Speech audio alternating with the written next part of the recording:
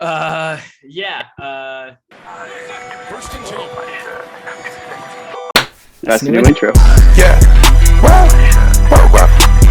I'm too sexy for Hola.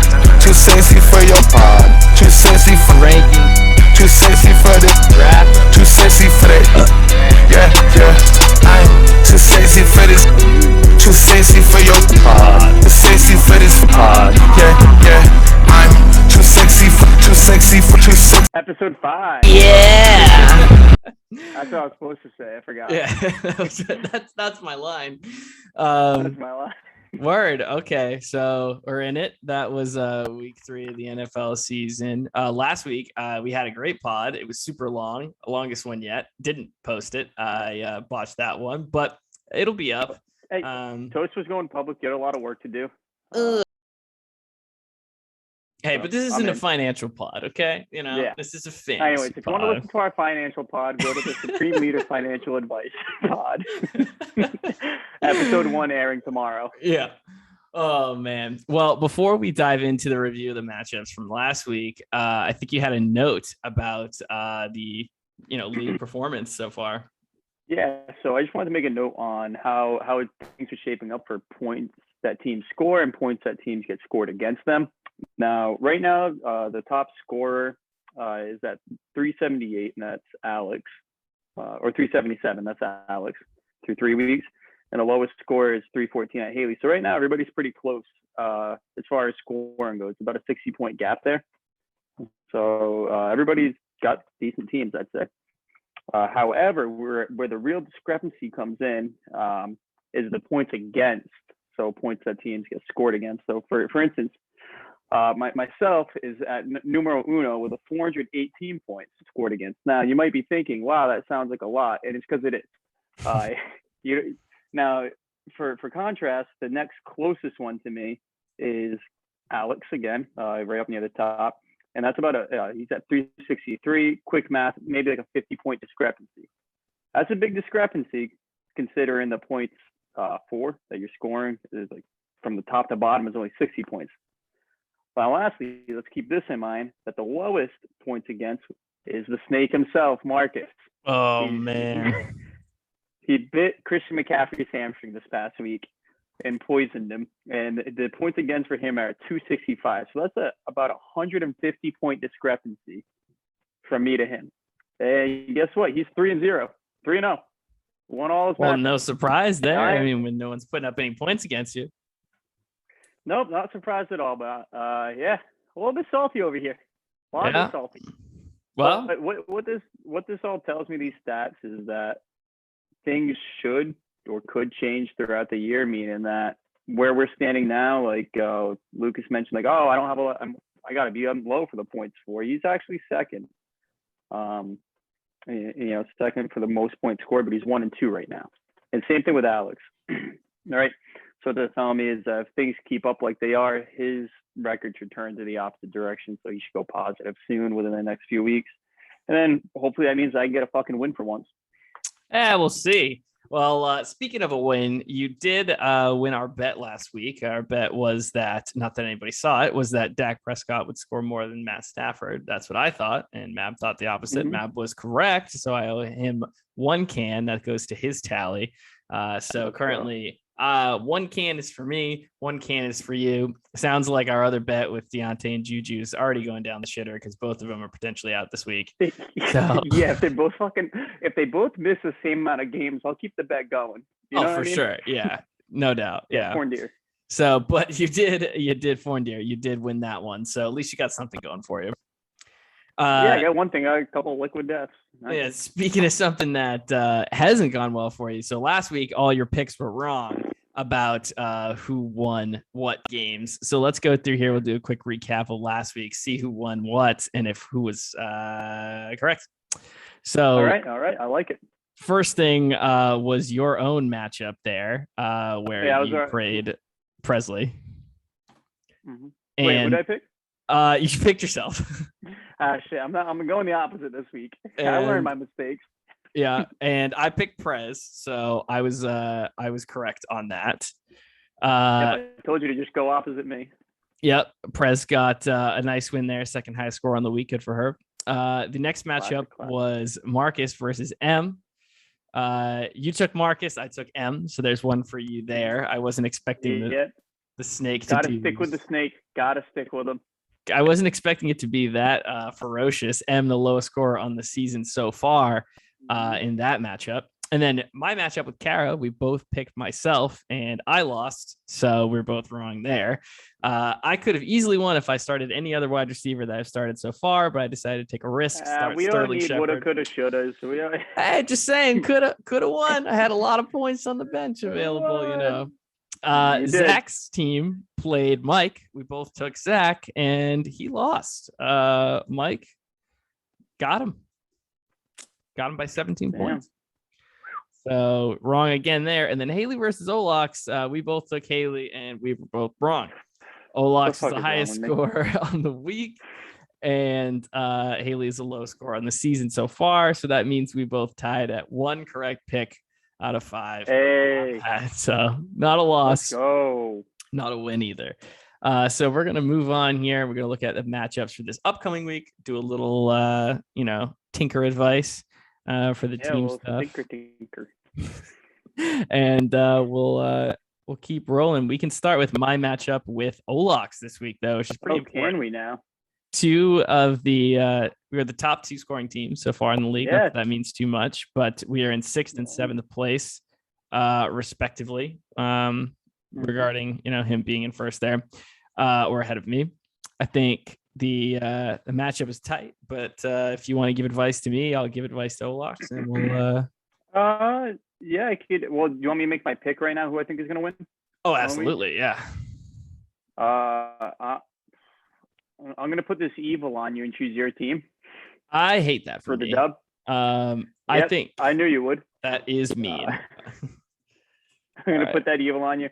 As far as other advice to make on the team, I think I mentioned Gallup last week. Not that anybody listened, but because it didn't get posted. But no fault of your own. I was a busy boy too. But I'd say dropping Gallup for somebody potentially else could be a good pickup. Yeah, I'm definitely going to have to make a move on that this week because I'm definitely not feeling the love. There's a couple good wide receivers and or running backs on the wire.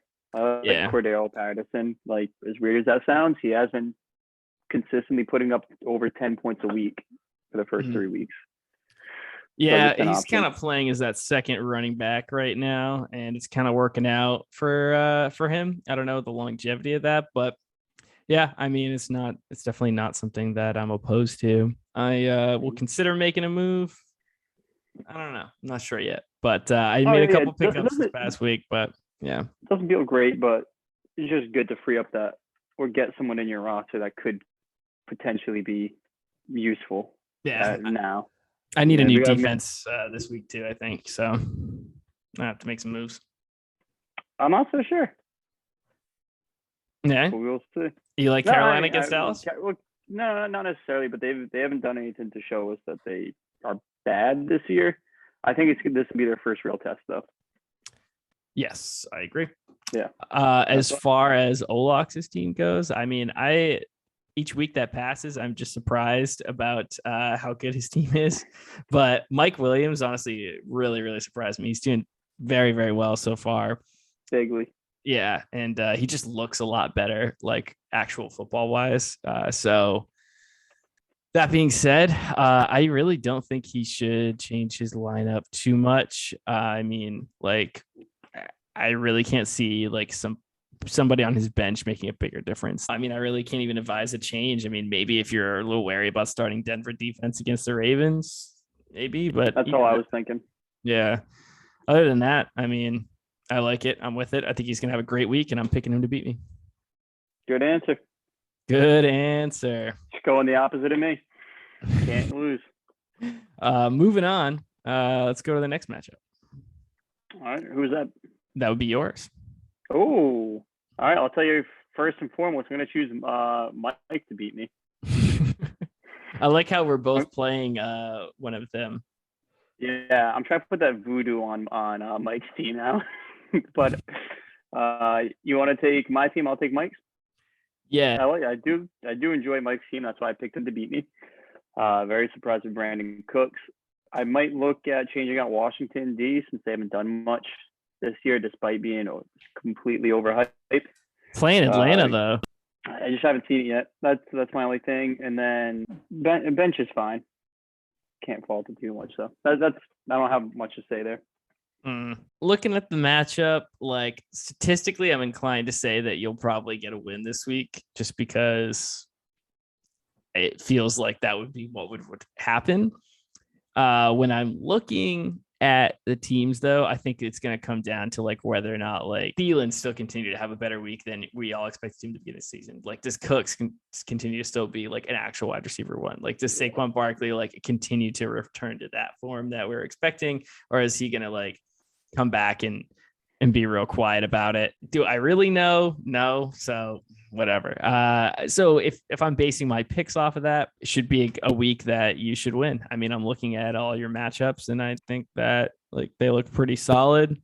I like your starting lineup. I like that you put in Courtland Sutton. I mentioned that I was a fan of him last week and he had a pretty good week. I think should have even a bigger week this week with KJ Hamler going down with an ACL injury. Unfortunate, but he's going to see more targets. Then, I mean, New England D, like that's a tough start this week. I'm making moves. I'm making moves. Well, can you put Antonio Brown on the IR COVID list and then put in? I cannot because I have Michael Thomas in the IR right now. Oh, that's right. We don't have extra COVID slots this year. Yeah, because that hasn't really been an issue this year, and I think Antonio Brown's been the only guy, so I'll take the L there.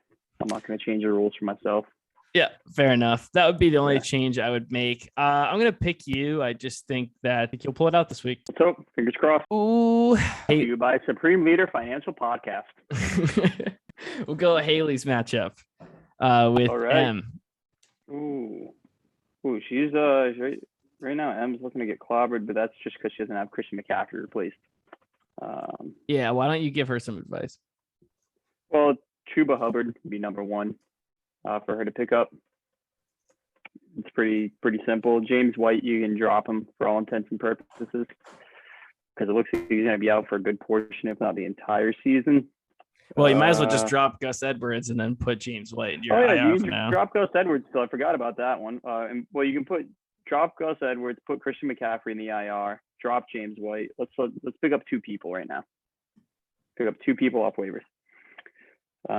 That's mainly my advice for her. Take my pick right now. I'm going to pick Haley just because Christian McCaffrey's down. Even if Chuba Hubbard, even if she does get him, I don't think that he's going to be able to do enough. Yeah, I agree. I would say Haley's team, I think a lot of it's going to depend on Dalvin Cook's health. If he's good to go, then he's definitely going to get the slot over Nyheim Hines. Although I do like Nyheim Hines. Like, I actually think that's a sneaky little play. And he's had actually a lot of touches and a lot of opportunity in the red zone as well, which you didn't really expect. So I do like that. But obviously, if Cook's healthy, like he's going in the lineup.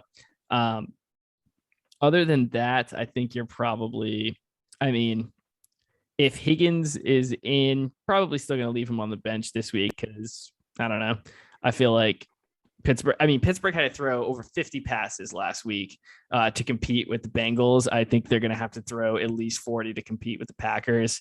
That being said, obviously a lot of targets went to Najee, but to Alex's benefit. But I think Claypool will see a little bit more of that this week as well.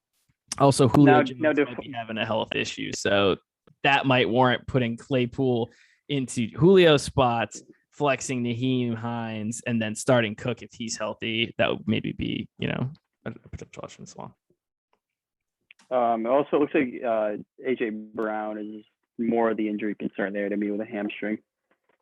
Yeah, they mentioned something with Julio about also being potentially out this week. I'd be nervous to start AJ Brown with a hamstring because those can get re-aggravated real quickly. Yeah, well, let's just hope that one of them is healthy and she can play one of them. But if worst case scenario, she plays neither, you pop Claypool into starter and you're going to have to play Higgins, which again isn't the worst thing in the world. If that happens, I'd be more likely to take M in this matchup, but I am definitely going to take Haley as well. I think it's going to be a low scoring matchup. Also, just one piece of advice, preemptively, Madison is still on the waiver wire. I'd pick him up. Maybe drop Mooney or Hurt. No, maybe not Hurt, but maybe drop Mooney or Rojo for him. That way you at least got one starting running back because we know Madison can produce if Cooks is out. Yeah, I agree. And also, I don't necessarily think it's going to be a low scoring lineup. I mean, looking at a lot of the matches, like Titans players, they're playing the Jets. Mahomes is playing the Eagles. Hines against the Dolphins. Like Higbee against the Cardinals, who struggle against tight ends. Like I think that's a lot for Haley to put up. And then even if you're looking over like at M's team, I don't know how much they're going to put up, but I would at least don't see it Haley as being a low scoring match this week. I'd be I think she might break 100. I think Haley will definitely break 100. We'll see. You want to? Is that our bet for the week? That's our bet. Shit, I don't know because I don't want that to be our bet yet because like I feel like she can break 100, but it's got to be like just barely. Like she'll get to like 105 or something. I am 100% certain she will crack 100. All right, what should we put the over under at? 107. 105. Split the difference. 106. All right, 106. Over under for Haley's team 106. Yeah, I mean, I'm giving you a little bit extra on that, but I'll take it. I think she's gonna have. I took what I can get. Does anybody start Thursday? I want to get this going real quick. No. Oh, unless she puts T. Higgins in. Which she might have to, but that'll be tough too because she kind of has to make a decision on Titans players. Yeah. So real quick. Yeah, she might be having a situation where you want to just straight up drop Rojo and then pick up anybody who could start like a receiver. Yep. And then also maybe drop Mooney and get Madison. Yeah, I think so. Okay, so Zach and Kara. Another close projection. 50-50 shot to win. Who are you taking? Yeah. I'm looking at that right now. I'm liking Kara's team. I'm going to go Kara. That's it. She got a great lineup. Might think about subbing out Chase Edmonds potentially. Maybe for Corey Davis. I think he's going to have a bounce back week after not doing too much the past couple of weeks. Went up with a couple tough matchups. I think it will be bounce back. Also, you can pick up somebody on your bench because you got Jarvis Landry in the IR. So you got an empty bench spot. That'll be good to use. But that's about it. Okay. Fair. I like a lot of Kara's team. Obviously, I like Henry's matchup against the Jets. I like Mixon against the Jaguars. I like Andrews against Denver. Yeah. The whole Edmonds Connor thing, like it bugs me to own both because it's so hard to pick between the two. Mm-hmm. Like Connor had a great week last week.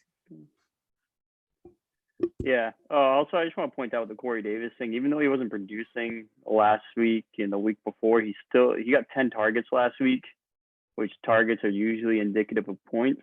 And he scored 6, but you figure with 10 targets, you usually get more points than that. So that's why I'm kind of leaning towards Corey Davis again. If he's getting those targets, the points will come. The problem is just when you watch the game, it's like Zach Wilson just can't complete a fucking pass. Like he just looks like a mess out there. Yeah. I mean, we're going up against Denver, which I think are one of the better defenses in the league. Same with New England. They're good at taking away that top receiver and against rookie quarterbacks. I think Tennessee is going to be an easier matchup, kind of a bounce back game for them. Potentially. Yeah. I mean, either way, they're going to be throwing a lot no matter what because we're always losing. So, like, yeah, could be something to note there. I'm just saying I personally would rather have Davis in this week than Edmonds. I am also going to take Kara. I think the reason being is I am not in love with Ridley right now. I don't know how I feel about Godwin against New England.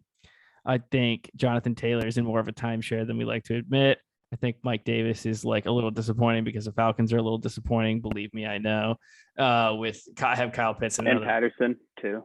Yeah, and I still like Hawkinson a ton. Love Kupp, but I don't think those two are enough to win me over in this week. And so I think that even though Aaron Rodgers might have a meh week, I think that I'm going to take Kara. Advice for Zach, of course, is still going to be to do something with Mostert, put him in the IR, drop him, whatever, drop Gerald Everett, and just find some other depth to shore up your bench because there's really no reason to keep that.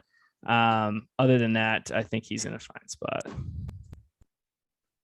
I don't like Zach Moss either. You don't have to like him, really. I mean, it's tough between him and Singletary. It's like, I don't know, but I think it's just too split, too like 50-50. 1 week it goes one way, 1 week the other. You can never determine who to start. To me, it seems like more like a handcuff. Like if Singletary goes down, Moss is a great option, but I don't think he has standalone value if he needed a sub for like Mike Davis. That's all. got you. All right, moving on. Presley versus Marcus is our last matchup. All right, well, all right. I just want to say this. My whole thing is Marcus is gonna win. My whole thing is Marcus is gonna win. Yeah, he's gonna snake her. That's it. That's my argument. Yeah, I don't think it matters who he starts. He's gonna snake fight the other team. Do you think he should start? Do you think he should start Gronk? Yeah, I honestly do. So he's got Tanyan, Gronk, and Goddard. It's a lot of weapons. Yeah, it's a bold strategy, but whatever the fuck it's going on, it's working. He's taking the Olak strategy from a couple of years ago, and it is working. You can't go wrong. Yeah, it's nuts too because his team like hasn't even reached its peak yet. Like all of his players, like I feel like could excel even higher than what he's doing, and he's still racking up wins right now. So I feel like we're looking at definitely a playoff potential team. But yeah, I'm not going to make any changes except I don't know. I might throw Gronk in there for fun, or unless you're split about that. But as far as Presley, I think that she should start nobody differently, except maybe putting Gesicki over Pitts. I'm having a tough time with Pitts because he gets a ton of targets. He's top 10 in targets, but like it's just not happening. Like the points aren't coming in. And like, do I think that'll change? Yes. I just don't know when. And it's like, how many weeks of him putting up like bare minimum points? Like, do you want to put up with when you can take a chance on a guy who might actually catch a touchdown? That being said, Pitts does get a lot of red zone targets. I have him in another league. I'm not taking him out of my lineup yet. So I don't know. Make that decision on your own. Outside of that, I mean, her lineup is solid. Like, it's not like full of gaping holes. Yes, you have to make the discussion of like whether or not you're gonna like Kareem Hunt versus Jamar Chase better. I kind of like Jamar Chase a lot this week. Kareem Hunt's always pretty safe, so I don't know. He's coming off a good week, but that would be maybe switch. I think one more thing too. I'd probably switch out Zach Wilson for depth on your bench. I don't think there's sense in holding Zach Wilson personally. Yeah, you could drop him now at this point. Yeah, we have plenty of better options on the waiver wire. I agree. So your pick is Marcus? Yep, Marcus. I feel like it's so hard to pick against him. But you're going against me right now. You're going against me. Don't forget that. Mr. Can't be right. Tough one, Mr. too. Can't get a win because he gets the most goddamn points scored ever against him. Mr. Salt. Mr. Salt. Charles Chocolate. Salty chocolate. All right. Well, in the sake of time, I'm going Prez. So it's still salty. I'm going Prez. I haven't. So goddamn salty. Yeah, I picked Prez last week and she came through for me. Yeah. So I'm going with her again. That's it. That's the picks. That's the pod. That's the pod. Maybe I'll get this one up this week. Unfinished.